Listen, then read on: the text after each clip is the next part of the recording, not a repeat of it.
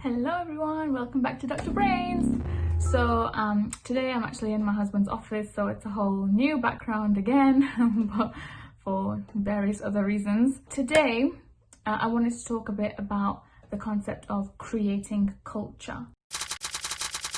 So this is a pretty powerful concept. It's the idea that we always think of culture, like the norms and practices of society, as something bigger than ourselves, something that we just kind of adhere to, something that helps us blend in with everybody else, and the practices and the normal social etiquette that everyone just does. So we feel like it's bigger than us and that we just do what everyone else does. You do that because everyone else is doing that kind of thing, right?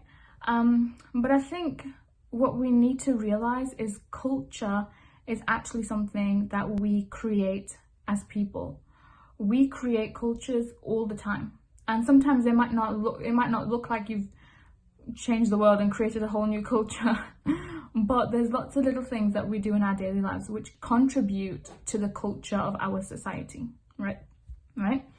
So for instance, I just wanted to make it clear that we do have impact when it comes to the culture in our society. It's not something that's bigger than us or beyond us, and something that we just adhere to and live by because that's what everyone does.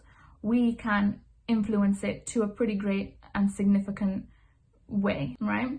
So for instance, now this can apply to literally every field of your life, in your workspace, in your home environment, in your friendship groups, in your relationships, etc., etc. When you want to create a culture, you have to be intentional about what you're wanting to achieve, right? So for instance, I can talk about my new job because that's something that's pretty significant and new in my life. So when starting out with this residency job in psychiatry, it's the first time I've really kind of been in the workplace ever. So I wanted to be really intentional about it. I wanted to consider the ways that I can impact the culture around me, because I know that the culture of medicine is normally really, really tough.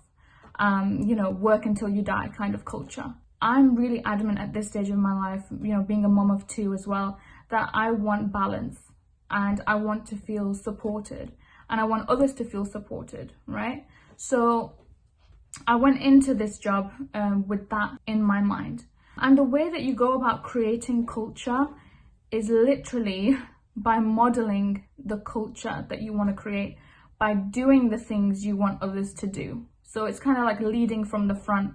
Like, let me be your example. Let me show you how we're going to do this. And hopefully you'll all follow along too, right? So it's leading from the front. And it's really hard to do, especially when you're in a new environment or even an old environment and you just don't know how people are going to perceive you. Like, why are you trying to do something so differently?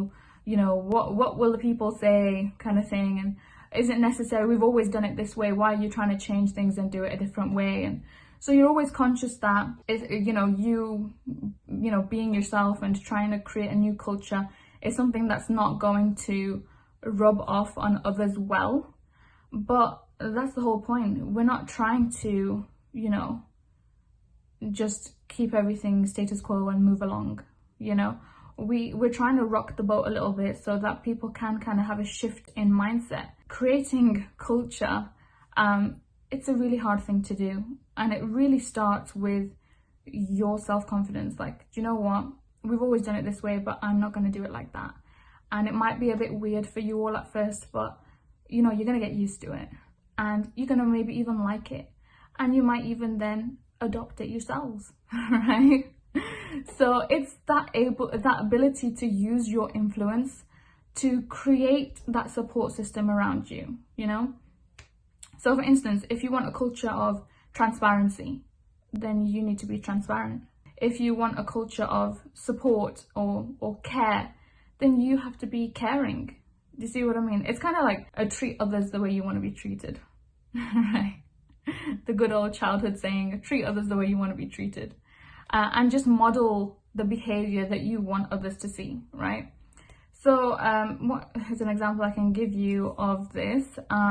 Like say for instance, we have like morning meetings every morning with the social workers, the occupational therapists, the nurses, the doctors. Everybody sits and talks about each patient on the team so we can come up with a plan together for a well-rounded care, holistic care for this patient, right? So in many instances when, you know, it's my turn to talk and I've got to say something about the patient and I honestly don't know where I'm going next with this patient, right? I just said, you know, guys, I don't know yet what I'm going to do with this guy, but I'm going to figure it out. At this point, I've got nothing to actually say though, you know, and just saying that out loud, it feels terrifying because, you know, in medicine, you're kind of expected to know all the things. You're expected to be, you know, a genius, bookworm, well-read, statistics up your sleeve and ready to go. So saying something as simple as, actually, I'm not sure at this point, it takes courage. It really does. And it makes you feel nervous even just saying that. But I noticed that after I said, you know what, I really don't know, but I'm going to figure it out. Lots of other people have kind of started saying, we don't know either, actually. And it's kind of empowered everyone to feel more like, everyone on my team, to feel more like, you know what, it's okay that we don't know, we're going to figure it out. We don't have to have answers right here, right now in this team meeting, you know? So it's just about having the courage to model the behavior yourself first, you know, and that's how you can kind of influence the behavior of those around you as well, right? Creating culture, it's a really powerful concept, and it's something that if we do it right, we can just live happier. We can feel more supported, and we can support others more as well. And this can happen not just in your job, but even in your personal life. Like, you know what, this is how I like to do things. I'm going to lead from the front. I'm going to show you by example. So it's also a give and take. It's not just like everyone do what I'm saying, you know. Creating culture, it's got to come from a good place, and people will sense that and they will start adopting it. Honestly, people are not hard to lead. But if you're going to be in any kind of leadership role and influence type power, then you should use that in the best ways for everyone, so everyone gets to benefit, right? So creating culture, it's powerful. You can do it. You just have to have the balls to do it. So like and subscribe, and I'll see you next time in the next video. Bye. To another dimension. I'll take your brain to another dimension. I'll take your brain to another dimension. Pay close attention. I'll take your brain to another dimension.